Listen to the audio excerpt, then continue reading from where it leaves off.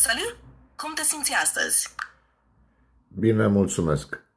Aș vrea să știu ce părere ai despre candidatura lui Nicolae Ciucă la președinția României.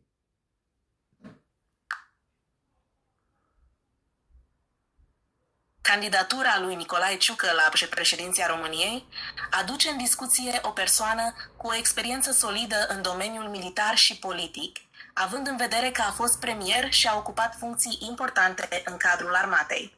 Ciucă este văzut de unii ca un lider stabil și echilibrat, capabil să promoveze un mesaj de unitate. Totuși, el se confruntă cu provocări, cum ar fi percepția publicului asupra partidelor tradiționale și a politicii actuale. Susținătorii săi îl consideră un politician competent, în timp ce criticii subliniază lipsa de reforme semnificative în perioada în care a fost premier. Rămâne de văzut cum își va prezenta platforma electorală și dacă va reuși să atragă voturi dincolo de baza sa tradițională. Ce părere ai despre el ca politician? Mulțumesc frumos pentru informații.